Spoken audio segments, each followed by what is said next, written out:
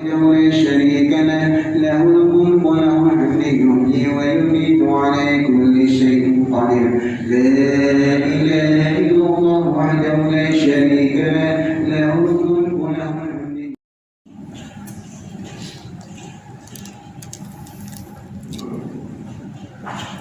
Assalamualaikum warahmatullahi wabarakatuh. Ya Rabbi bil Mustafa balli maqasidana waghfir lana ya wasi'al karami. Ya Rabbi bil Mustafa balli maqasidana waghfir lana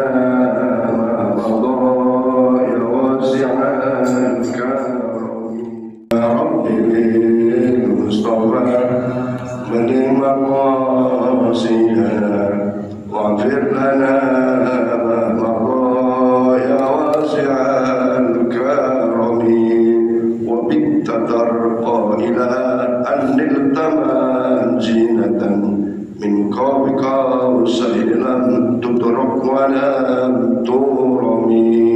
يا ربي المصطفى بلغ مقاصدنا واغفر لنا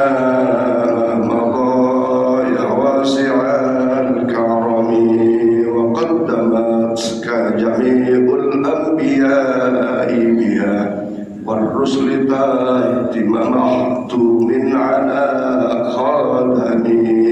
يا ربي بالمصطفى بلغ مقاصدنا واغفر لنا ما مضى يا واسع الكرم وأنت تحرك سبع اتباق بهم في موكب كنت فيه صاحب العالم. يا ربي للمصطفى بلغ مقاصدنا واغفر لنا ما مضى يا واسع الكرم.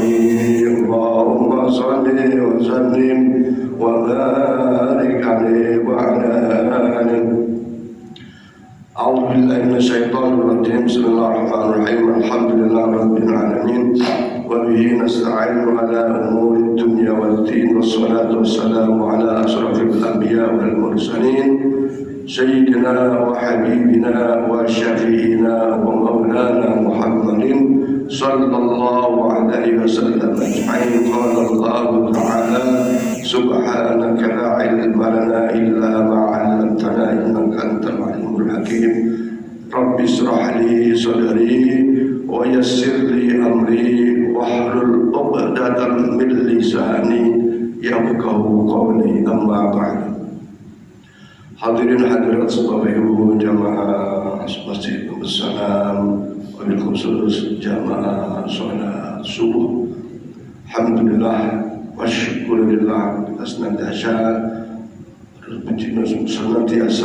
bersyukur kepada Allah Subhanahu wa Ta'ala atas berbagai kenikmatan yang Allah anugerahkan kepada kita, berbagai kenikmatan yang tidak mampu kita menghitungnya, termasuk nikmat bisa istiqomah melaksanakan ketaatan kepada Allah, melaksanakan sholat subuh dan berjamaah, dan insya Allah setiap ahad ini kita sampai sholat syuruk.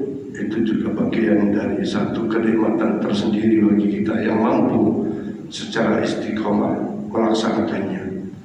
Tentu saja berharap berbagai amaliyah ibadah kita senantiasa diterima oleh Allah Subhanahu wa Ta'ala, menghantarkan kita kepada rahmat dan ridhonya, dan insya Allah mendapatkan balasan surganya sekaligus mendapat syafaat dari Rasulullah Muhammad sallallahu alaihi wasallam. Amin ya rabbal alamin.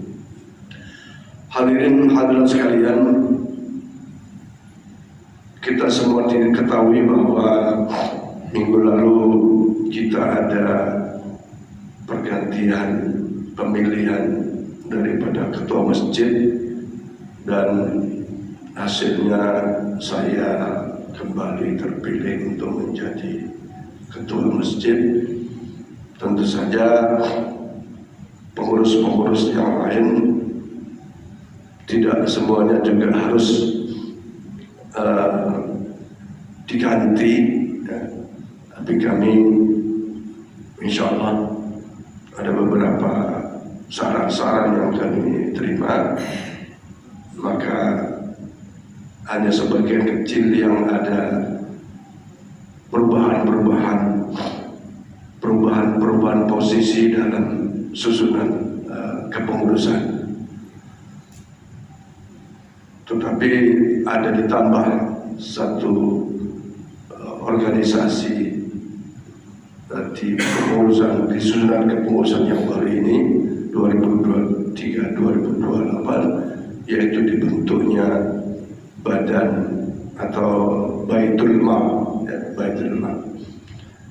Insya Allah minggu depan atau awal Juni susunan kepengurusan ini sudah terbentuk dan segera kita ajukan pengesahannya di Kemenak Kuburaya, dan tentu saja setelah itu kita terus bergerak secara cepat, karena hampir semua kita menyepakati bahwa akan diadakan peresmian Masjid Babu Salam oleh Pak Sutarmiji sebagai Gubernur Kalimantan Barat, yang insya Allah tanggal 25 Agustus 2023.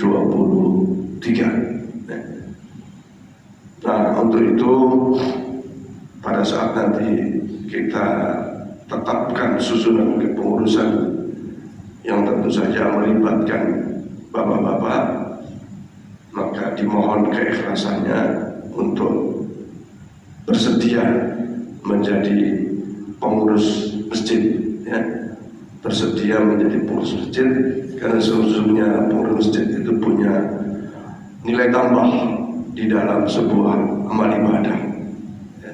Insyaallah demikian. Nah, khusus tentang kuliah subuh, nah ini kaitannya selama ini kita mendengar yang ada dari tausiah dari Pak Ustadz Mukarram, dari pesantren Khulafaur Rasyidin, dan Pak Kiai Ahmad Sodik dari Khulafaur Rasyidin, kemudian dari pesantren Laul Anwar Ustaz Muhammad Yusuf, dan juga kadang-kadang ada dadakan kita panggil Ustaz, mungkin melalui Pak Tohir dan seterusnya. Dan selama itu caranya ya seperti tausiah gitu ya.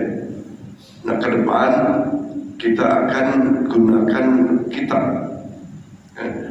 Kita akan gunakan kitab itu diantaranya dalam rangka memantapkan pemahaman kita di dalam amaliyah ibadah, ya. Kita akan gunakan kitab namanya Hujjatul Ahli Sunnah wal Jamaah Al-Asy'ariyah, yang dikarang oleh seorang kiai dari Jogja, ya, pondok pesantren Kapya, namanya lupa saya ini namanya. Saya juga pernah belajar di sana di Jogja, dan kitabnya pun saya punya, dan ya kitabnya bahasa Arab semuanya. Kitab ini tentu menjelaskan secara seimbang, ya, secara keseluruhan pendapat-pendapat para imam-imam madhab tentang sebuah amalan.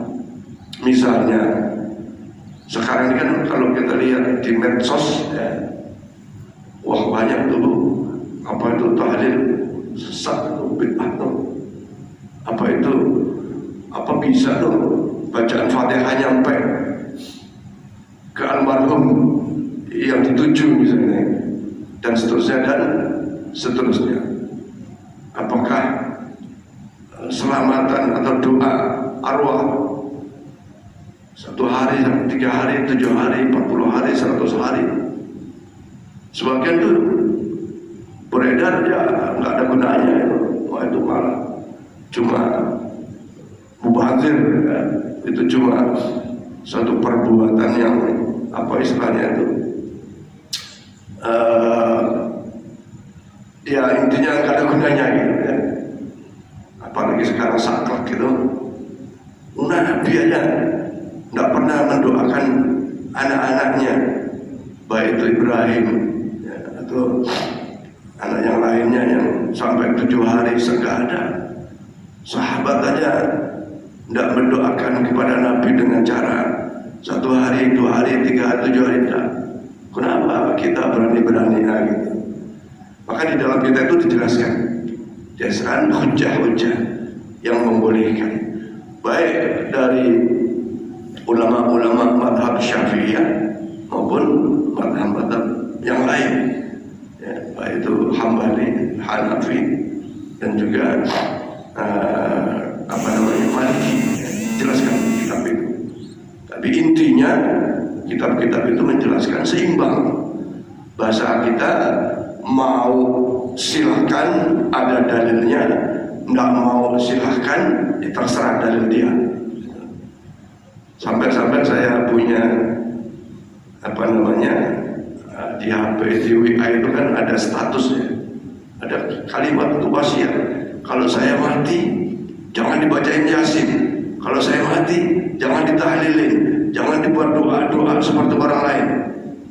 Saya akan berlepas hukum dari amalan-amalan itu. Sampai segitu. Masya Allah ya. Tapi ya silakan aja. Maka kitab itu yang kedua. Yang kedua, Bapak Ibu, tentang fikih. Kitab fikih ini sangat penting bagi kita.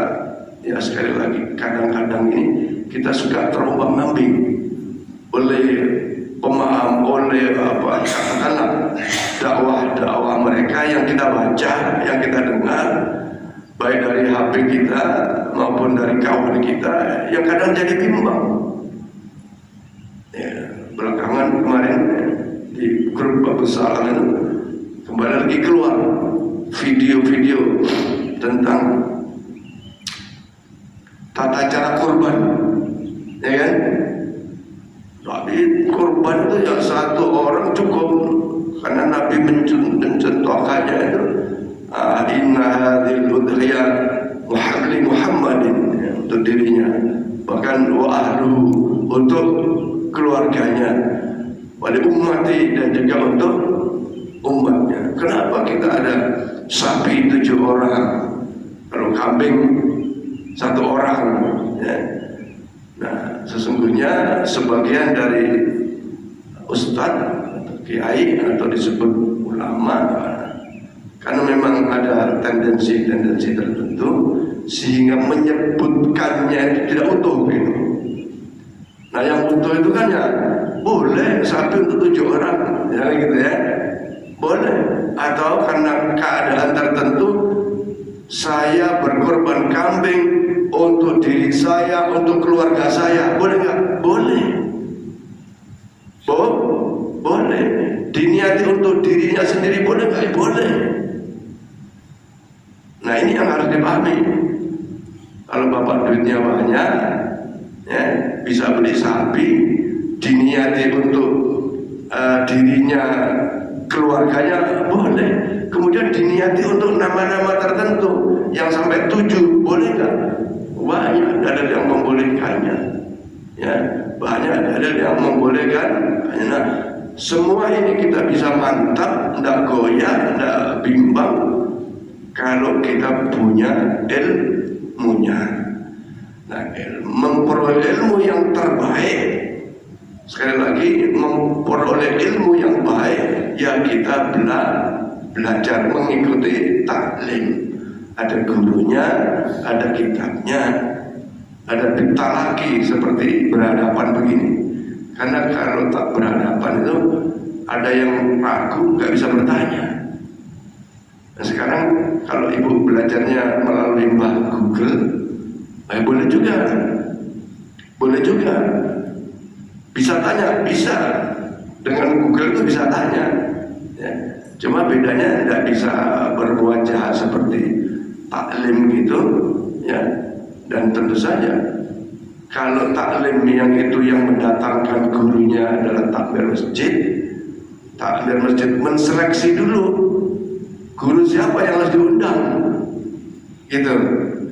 Kalau di Google Ibu itu penjelasan tentang satu perkara saja, dari NO online dengan Muslim apa gitu, dengan kumparan, dengan itu beda-beda kadang-kadang, beda.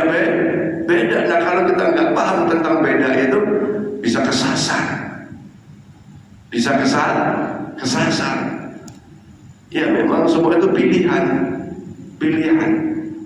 Nah, kita kan mencari pilihan yang terbaik di antara yang baik-baik itu. Nah, apalagi kita pahami bahwa Rasulullah bersabda, man arada dunya fa alaihi bil ilmi wa man arada al akhirata fa alaihi bil ilmi faman aradahuma fa alaihi bil ilmi. Kalau kita punya keinginan sesuatu tentang dunia yang ingin dicapai dengan baik, maka harus dengan bekal ilmu. Wa man aradal akhirata, dan siapa yang ingin mencapai tentang ibadah-ibadah, tentang amalan-amalan akhirat itu dengan baik, fa alaihi bil ilmi. Wa man aradahuma, siapa yang menginginkan kedua-duanya juga harus dengan ilmu. Kemudian ya di Bagus Salam juga kemarin beredar video, hati-hati jamaah, bisa tak sah sholatnya kalau tidak tepat dalam pola berjamaahnya. Ya, yang kemarin saya sudah sampaikan juga tentang takbir, ya, takbir ikhram, takbiratul ikhram. Dan lebih lagi kemarin itu yang saya jelaskan tentang takbir intikal, ya, takbir intikal, bahwa sesungguhnya harus dipahami makmum atau gerakan makmum tidak boleh memulainya itu bersamaan dengan imam, ya. Makmum tidak boleh dalam mengikuti intikal, pergerakan dari rukun satu ke rukun berikutnya, tidak boleh memulainya bersamaan dengan imam, harus ada jeda. Tapi mengikutinya itu bukan harus selesai imam membaca Allahu Akbar baru kita memulai makmumnya. Tidak harus seperti itu, ya, tidak harus seperti itu. Di antara Allah dan Akbar, kalau makmumnya sudah bergerak, maka dibolehkan juga makmum mengikuti gerakan daripada imam itu, ya. Nah, pola menggunakan takbir intikal, ya, takbir intikal itu takbir yang mengikuti gerakan imam. Allahu Akbar, itu namanya takbiratul ihram, ya. Tidak boleh diam dulu baru Allahu Akbar baru angkat tangan bagi yang angkat tangan. Karena ternyata ada beberapa pendapat tidak harus angkat tangan. Nah, ini dijelaskan. Maka kitab yang akan kita pakai nanti adalah kitab yang dikarang oleh lembaga dakwah Al-Bahjah, ya, yang kalau kita baca itu praktis, mudah dimengerti, dan dijamin insya Allah, ya, kebenarannya, karena kita tahu kapasitas misalnya Buya Yahya dan seterusnya, bahwa dengan menggunakan kitab fikih itu insya Allah apa istilahnya ya, membuat kita di dalam beribadah ini mantap, ya. tidak gampang terpengaruh dengan pendapat-pendapat yang datang. Maka ke depan model kuliah subuh seperti itu, ya, seperti itu. Insya Allah mulai awal Juni sudah ada ustaz kita undang dari mana Khulafaur Rasyidin maupun dari Matla'ul Anwar, ya. Nah, cuman Bapak Ibu sekalian, tentu saja semua itu dibutuhkan pembiayaan, ya. Karena yang mengundang ustaz dari Jawa itu perlu kita bersedekah tentang transportasinya. Kalau seminggu 4 kali ditambah dengan sarapan pagi, nah itu sudah 600.000. Kalau kali 4 berarti udah 2.400.000. 2.400.000. Kalau yang lalu ada yang sedekah setiap pagi dari konsumsinya. Nah, saya kemarin sudah sampaikan Pak Subali, tolong dianalisa lagi, cukup gak duitnya dari hasil kota amal Jumat dan harian, ya. Cukup, ya bismillah. Dan tentu saja sesungguhnya kita punya kemampuan, cuman polanya ini yang masih dicari-cari yang tepat, gitu. Para jamaah sekalian, itu yang nanti pola kuliah subuh akan kita lakukan. Tentu saja mudah-mudahan pada saatnya nanti kita menemukan cara terbaik di dalam berbagai amalia ibadah. Yang penting Bapak Ibu istiqomah dalam sholat subuh dan kuliah subuh sampai waktu syuruk. Sesungguhnya disitulah momentum kita untuk memperoleh nilai-nilai ibadah yang sangat besar di sisi Allah Subhanahu wa Ta'ala. Silakan nanti ada yang ingin ditanyakan, silakan nanti kita akan sampaikan. Khusus tentang korban, tentang ibadah korban, ya kita tahu bahwa harga sapi itu sudah berbeda dibanding tahun lalu, ya. Maka selama ini kita menabung dengan angka sekitar total 2.850.000, ya. Maka kelihatannya perlu nambah. Bagi bapak-bapak yang sudah mengangsur, kemungkinan besar harga sapi sekitar 20 juta sampai 21 juta. Ya, informasi kemarin dari Pak Bahir antara 20 sampai 21. Nah, di kita ini berbagai kegiatan-kegiatan itu kalau ada sisa dimasukkan ke kas masjid. Idul Kurban, Idul Fitri, ada Maulid, ada Isra Mi'raj, ada kegiatan apapun, kalau ada saldo sisanya masuk kas masjid. Nah, termasuk ibadah kurban. Kalau misalnya nanti disepakati satu orang 3 juta rupiah, ya, kita belum rapatnya insya Allah awal bulan Juni nanti, ya. Kalau disepakati 3 juta, maka para peserta kurban ya mau tak mau harus nambah. Karena kalau dipaksakan sapi dengan harga di bawah 19 juta atau 19 juta itu, kata Pak Tahir itu agak kecil, gitu. Agak kecil. Dan itu saya juga tanya-tanya ke masjid-masjid lain, sudah di antara mereka minimal 3 juta satu orang atau 3 juta setengah, ya. Nah, jadi itu tentang angsuran peserta kurban yang tentu saja sekarang baru ada 2 kelompok, ya. Mudah-mudahan pada saatnya seperti tahun lalu 9 sapi. Nah, ini saya sampaikan untuk persiapan bagi bapak-bapak yang ingin berkorban. Hadirin hadirat sekalian, bahwa di dalam kita mengelola masjid, ya, tentu harus ada kebersamaan yang kuat di antara kita, harus ada kekompakan di antara kita, sehingga insya Allah dengan kekompakan dan kebersamaan itu Allah akan turunkan keberkahan bagi masjid kita. Saya ingin meluruskan tentang keinginan-keinginan dari sebagian jamaah tentang adanya kemarin ya, kenapa ibu-ibu harus diintimidasi sementara tidak boleh jadi ketua ya. Nah, kalau kita lihat, kita baca khususnya di Indonesia belum ada namanya ketua masjid perempuan.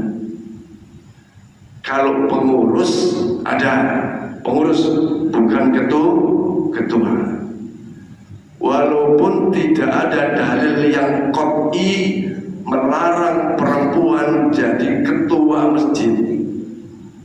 Ya, kita harus bedakan antara ketua dan pengurus. Ya, beda kan, Bu?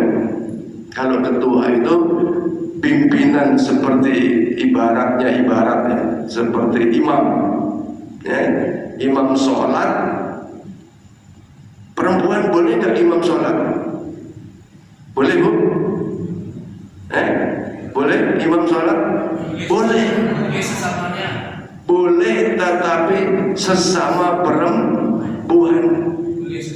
Ya, sesama perempuan. Nah, kalau ini bukan merendahkan, Bu, ya, ini sunnatullah gitu. Tidak ada maksud merendahkan dalam syariat. Seorang wanita tidak boleh menjadi imam bagi seorang laki-laki, walaupun anak laki-lakinya sendiri. Kalau ibu mau protes kepada tuntunan Rasulullah Muhammad Sallallahu Alaihi Wasallam, berani protes? Nggak berani, memang sunnatullah gitu. Ya. Jadi ibu boleh ngimami, tapi khusus makmumnya perempuan. Boleh nggak ibu khutbah? Perempuan khutbah boleh nggak? Boleh. Kalau jamaah Jumatannya itu perempuan. Saya baca itu ternyata ada di Eropa. Misalnya di Denmark atau di Amerika atau di Belanda. Itu ada namanya masjid Al-Maryam. Ya. Ketuanya perempuan, pengurusnya perempuan, jamaahnya perempuan semua. Jumatan juga perempuan. Ya. Sekarang perempuan Jumatan wajib apa sunnah? Perempuan boleh nggak Jumatan? Boleh, wajib nggak? Nah itu bedanya. Perempuan boleh Jumatan, tapi tidak wajib. Kalau laki-laki wajib apa wajib Jumatan? Wajib, maka tak masuk kalau khotibnya perempuan karena jamaahnya adalah laki-laki. Di Jakarta ada beberapa tempat, dan yang saya tahu itu di Kerabat Sentiong itu ya, khusus jamaah terawih perempuan ada ya, di Gang Sentiong Gang Masjid itu saya lihat, saya dengar. Dan itu berdekatan dengan Masjid Riyadul Jannah tempat itu. Ada seorang ibu-ibu mewakafkan rumahnya untuk pengajian TPA, dan kalau Ramadan dipakai untuk sholat tarawih khusus perempuan. Ya, khusus imamnya perempuan, makmumnya perempuan, yang jadi bilang perempuan, dan seterusnya. Tapi kalau ketua masjid perempuan yang di dalam masjid itu bapak-bapak atau kegiatannya ya bapak-bapak, dan ini, maka kalau di Indonesia nyaris belum diketemukan. Ini bukan sebuah intimidasi atau diskriminasi, tapi begitulah sunnatullah yang ada. Tapi kalau jadi pengurus misalnya seksi apa ya, seksi konsumsi atau seksi yang lain itu bisa. Ya sangat beda kalau kita ngelola sebuah lembaga yang bersifat misalnya bukan masjid. Bu RT perempuan boleh nggak? Boleh. Presiden perempuan boleh. Tapi itu kan itu bukan masjid. Tapi kalau masjid belum ada kelaziman. Ya, apalagi perempuan tidak boleh ngimami kaum laki-laki. Nah, Walaupun sekali lagi tidak ada dalil yang qat'i tentang larangan itu. Di dalam syariat itu begini, Bu. Oke, sholat ibu bapak campur, sholat jamaahnya, sholat subuh. Nanti ada perempuan di pojok sana, perempuan di pojok sini. Boleh nggak? Sah nggak sholatnya? Bukan boleh, sah nggak sholatnya? Ayo, ada jamaah Masjid Abu Salam ya, dengan ibu-ibu pakai mukena yang tertutup badannya, kulit tubuhnya. Yang satu perempuan di sana, yang satu perempuan di situ, yang satu di tengah. Ikut sholat jamaah. Sholatnya sah nggak? Sah nggak sholatnya? Sah sholatnya secara fikih. Sholatnya sah. Tapi di atas syariat itu ada hukum al-adab. Bahasa kita adabnya tidak tepat, ya, adabnya, tata caranya tidak tepat. Kenapa? Karena Rasulullah kasih petunjuk. Sebaik-baik soft ibu-ibu itu soft di belakang bapak-bapak. Itu sebaik-baiknya. Disebut sebaik-baiknya itu bukan berarti dilarang. Nah gitu loh ya. Maka kemarin ribut di Zaitun, di pesan Zaitun tuh ibu-ibu, saya lihat di video itu di tengah. Dan lazim maka orang mengomentar negatif terhadap cara-cara begitu. Nah, jadi sholat jamaah yang campur tadi itu sah, satu sisi sholatnya sah, tetapi di sisi lain sholat yang tidak beradab, tidak punya tata cara yang baik. Kenapa? Tuntunannya kata Rasulullah sebaik-baik soft perempuan itu di belakang softnya bapak-bapak. Sebaik-baik soft bapak-bapak adalah softnya di soft depan. Nah itu gitu. Tapi bapak-bapak boleh nggak, sah nggak sholatnya di soft belakang? Ya sah. Nah, harus dibedakan. Maka al-adah ini menjadi hukum terbaik bagi kehidupan manusia yang mengatur tentang kebiasaan-kebiasaan, bahkan tentang tata cara. Karena tidak ada larangan mutlak perempuan jadi ketua masjid, tapi ada al-adah, kebiasaan-kebiasaan yang berlaku dalam sebuah tatanan kehidupan. Maka ya selama ini tidak ada perempuan jadi ketua masjid. Tapi kalau dipaksakan perempuan jangan misalnya gitu, nanti ya khutbah perempuan juga imamnya. Kalau khutbah dan sholat tergantung. Kalau makmumnya perempuan semua, ibu-ibu boleh jadi imam termasuk khutbah. Nah, jadi mohon maaf ibu-ibu yang kok nggak boleh sih, kok diskriminatif sih, kok diindah. Kita berlaku sebuah ada sebuah kelakuan.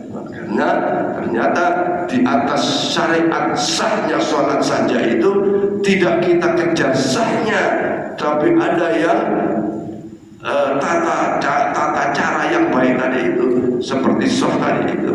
Sholatnya sah, yang penting nggak jawil-jawilan. Ya, kalau sholat sambil jawil-jawilan, apalagi tidak ada satir, berarti batal wudu. Batal wudu sholat yang sholatnya tidak sah. Ya, saya kira jelas Bu ya. Tentang ketua masjid perempuan. Coba lihat, kalau ibu mau googling nggak ada tuh. Tapi kalau pengurus ada. Saya kira ini sebagai awal dari kuliah subuh ini. Insya Allah nanti kita rancang dengan sebaik-baiknya, dan insya Allah akan memenuhi hajat kita semua dalam rangka memperoleh ilmu yang manfaat, baik untuk kepentingan dunia maupun untuk kepentingan akhirat. Silakan kalau ada yang ingin ditanyakan Bapak Ibu tentang apa saja yang berkaitan dengan masjid, atau mungkin dengan apa yang saya sampaikan tadi. Silakan. Assalamualaikum warahmatullahi wabarakatuh. Assalamualaikum. Alhamdulillah kita masih berada di Masjid Abu Salam.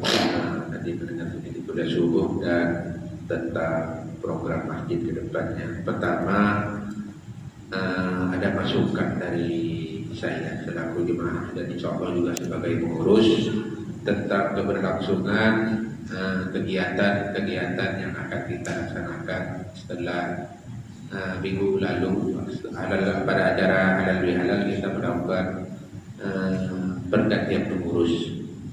Pertama di sini kita akan sedikit berubah tadi yang disampaikan mengenai al-inwal kuliah subuh yang fokus terhadap kitab-kitab yang sudah disepakati. Tapi dari situ juga kita tahu bahwa ada pembiayaan. Ketika kita mendatangkan ustadz dari luar, secara otomatis kita akan menghasilkan uang transportasi ataupun misyarah. Oleh sebab itu, karena di situ tuh ada dua item yang kami lihat. Kalau tiap minggunya itu dianggarkan 600, berarti satu bulannya kan 2 juta lebih. Ada saran dari saya, pertama, alangkah lebih baiknya kita mungkin nanti untuk kegiatan berminggu sedikit membuka kepada jemaah. Yang salah satunya dibuka adalah mengenai sarapan pagi setelah kuliah subuh. Biasanya indeksnya itu kalau sampai jemaahnya itu 30 atau bahkan 40 dikali 10.000, kalau 40 berarti 400. Paling tidak di situ juga nanti jemaah masjid atau pengurus masjid itu melontarkan mengenai konsumsi ataupun sarapan pagi itu disampaikan ke jemaah, kira-kira siapa yang akan bersedekah. Itu paling tidak untuk sedikit membuka sedekah subuh kepada jemaah. Terserah jumlahnya, tidak harus 300 ataupun 400 ditanggung satu orang, bisa juga 50.000, 10.000 ataupun bahkan 100.000 khusus untuk sarapan pagi setelah kuliah subuh pada hari Minggu. Itu yang pertama usulan dari saya. Terus yang kedua, kita juga sudah coba mencari tentang kurban. Sudah beberapa tempat penampungan sapi ataupun langsung ke petaninya memang pada tahun ini, yang tahun lalu kita beli itu masih ada harga 18.500.000, 19.500.000. Pada tahun ini dengan kondisi tahun lalu sapinya sama tapi harganya beda. Bahkan di tahun ini tuh harga yang kami temui itu paling murah itu di harga 21 juta. Bahkan sampai ada yang 25 yang kondisi sapinya sama dengan tahun sebelumnya. Maka kita sudah sampaikan ke beberapa pengurus, kemungkinan besar pada tahun ini mengalami peningkatan kembali mengenai iuran sapi. Kalau tahun sebelum ada penyakit kuku dulu kan 2.500.000, sapi naik jadi 2.850.000. Tahun ini paling kecil paling tidak itu di harga 3 jutaan per satu orang. Itu mengenai kenaikan mengenai sapi. Untuk itu karena memang sudah beberapa tahun ini jemaah masjid ini sudah melaksanakan kurban itu. Selama saya di sini itu paling sedikitnya 5, 7 bahkan sampai 9. Mudah-mudahan harapan kami tahun ini juga tidak beda dengan tahun lalu. Dan mudah-mudahan dengan niat bapak-bapak yang sudah meniatkan untuk berkurban, ya paling tidak ada peningkatan harga. Karena ya memang harga sapinya naik. Jangan sampai nanti kita datangkan sapi, oh ini kan sapinya kayak tahun lalu kok harganya naik. Silakan bapak-bapak kalau ada jaringan yang sama kayak tahun lalu, kami juga ikut. Saya pikir itu untuk dua agenda program Masjid Darussalam, dan itu merupakan salah satu masukan ataupun saran dari kami pribadi. Kurang lebihnya kami mohon maaf. Billahi taufiq wal hidayah. Assalamualaikum warahmatullahi wabarakatuh. Waalaikumsalam warahmatullahi wabarakatuh. Baik para jamaah sekalian, jadi konsumsi subuh, sarapan pagi setelah kuliah subuh sepertinya memang ya bagian dari mempererat silaturahmi. Maka bersyukurlah kalau kita semua bisa beribadah jasadiah, diri kita datang ikut jamaah subuh, kuliah subuh, ternyata dibarengi dengan amaliyah kita. Kalau ada yang niat atau memberikan niat, udahlah Pak Ustaz, biar saya yang menanggung konsumsinya misalnya, nanti Bapak Ibu tinggal ngomong saja ke saya atau ke pengurus yang lain. Yang kedua, boleh jadi supaya ditanggung renteng ringan, kita umumkan Bapak-bapak dimohon acara kuliah subuh bawa sedekah maliyahnya, bawa duit 5.000, kalau di kota amal bawa duit 10.000, bawa duit 2.000. Saya ngajar di pengajian ibu-ibu sudah hampir 5 tahun, itu saya lihat ada kertas hitam, kantong kresek itu jalan. Karena kita sampai malu, kantong kresek itu jalan, dihiderin sampai kan ibu duduknya kan mepet di belakang punggungnya jalan. Artinya ada kebersamaan dalam membiayai sebuah kegiatan. Nah, jadi yang pertama seperti tadi saya sampaikan, ada donatur yang tetap. Nah sekarang kan yang donatur tetap niatnya dialihkan ke tempat lain. Nah sekarang kira-kira kalau ibu bapak tadinya secara ya sukarela, saya bilang tadi bersyukur kalau kita bisa ibadah maliyah juga di samping ibadah jasadiah. Karena bagaimanapun masjid bisa membangun kegiatan ini tuh kalau tidak punya duit ya agak repot. Ya, saya kira itu ini berhubung waktunya sudah surut. Jadi tolong mungkin menurut Pak Tohid tadi kalau tidak ada yang menjadi donatur tetap ya mungkin seperti itu. Ya kira-kira begitu nggak Bu Haji Mun? Atau silakan Bu Haji Hojah Nur ya.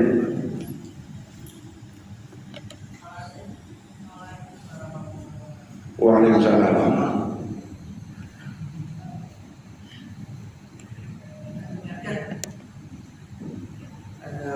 Makasih Pak Ustaz. Ya. Saya sangat setuju tadi apa yang disampaikan oleh Pak Tohid tadi. Lebih banyak itu namanya jimpitan tuh Pak. Jimpitan. Jadi setiap ahad gini subuh kita edarkan yang adik kresek atau Nah itu maksimalnya 10, yang terserah kalau mau lebih, tapi itu maksimal gitu ya. Kalau ada rezeki mah ya 1.000 gitu, itu namanya jimpitan. Tapi harus diumumkan misalnya hari Sabtu gitu kita, atau setiap sholat Bapak ingatkan kepada jamaah bahwa nanti ahad depan kita jimpitan. Jadi kalau misalnya ini ahad ini kita dapat jimpitannya berapa, berarti untuk ahad ke depan. Ya itu Pak, kita aja sih. Bagus ya. Ya, terima kasih Bu Haji. Sarannya seperti yang saya sampaikan, ada trombol yang jalan atau jimpitan.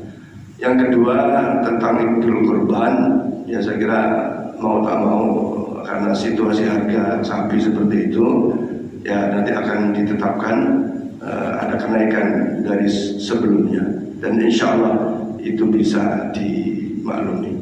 Ya. Jadi Pak Badi nanti disiapkan entah bentuknya kantong atau apa, atau mungkin trombol ini ditulis khusus untuk kuliah subuh. Kita kan ada trombol yang nanti beredar. Kesimpulannya ibu ngisi bagus, ndak ngisi pun bagus, karena sama-sama kuliah subuh, sholat subuh, ya.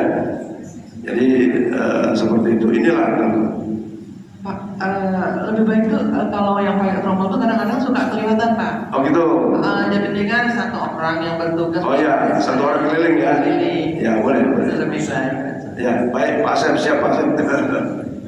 Saya kira demikian Ibu sekalian, sudah waktu sudah. Terima kasih banyak atas sarannya. Dan terakhir nih, saya alhamdulillah syukurillah, dan ternyata anak saya ditugaskan di Pontianak sampai 30 Desember 2023, dan mudah-mudahan nanti penetapannya di Pontianak juga ya. Terima kasih atas doa-doanya, karena saya sering minta doa kepada bapak-bapak, ibu-ibu supaya anak saya ditugaskan di Pontianak, dan ternyata kemarin malam diumumkan di Pontianak ada 2 orang, yang satu dari Bogor, yang satu anak saya, dan insya Allah hari ini akan kembali dari Jakarta. Dan alhamdulillah semuanya dijamin, ditanggung oleh Bank Indonesia, dan bahkan disiapkan hotelnya selama 3 hari untuk beristirahat di hotel. Hari Senin sudah harus kerja di Bank Indonesia Pontianak di bidang kebijakan ekonomi daerah ya, jadi tugasnya membuat kebijakan ekonomi daerah.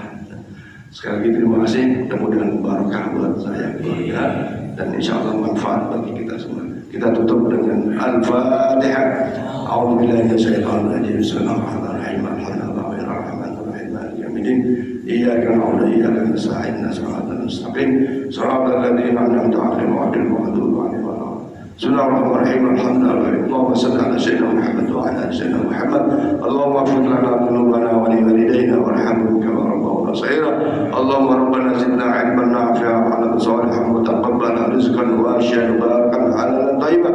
Allahumma shir umurana umurad dunya wal akhirah. Allahumma shir umurana ma'ar rahati fi qulubina wa ajsadina ma'as salama wal afiyah. Hassil maqasidana wa qadhi jami' hajatina bi rahmatika ya arhamar rahimin. Rabbana hab lana min azwajina dhurriyyatina qurrata a'yun waj'alna imama. Allahumma ya rahman ya rahim irhamna. Allahumma ya ghani ya mughni ya razzaq ya wahhab. Allahumma ya qadi al hajat ikfi hajatana ya Allah. Kabulkan hajat-hajat jamaah Masjid Abu Salam kulluhum, semuanya ya Allah. Hajat dunia hajatil akhirah bihaqqi sayyidina Muhammadin sallallahu alaihi wasallam wa bijahi sayyidina Muhammadin sallallahu alaihi wasallam. Allahumma inna nas'aluka ziyarata quburi Rasulillah sallallahu alaihi wasallam. Allahumma ballighna wa ballighhum ila hajji baitikal haram wa ziyarata quburi Rasulillah sallallahu alaihi wasallam. Rabbana atina fid dunya hasanah wa fil akhirati hasanah wa qina adzabannar. Walhamdulillahi rabbil alamin. Allahumma shalli ala sayyidina Muhammad sallallahu ala Muhammad sallallahu alaihi wasallam. Sallallahu ala Muhammad sallallahu alaihi wasallam. Sallallahu ala Muhammad sallallahu alaihi wasallam.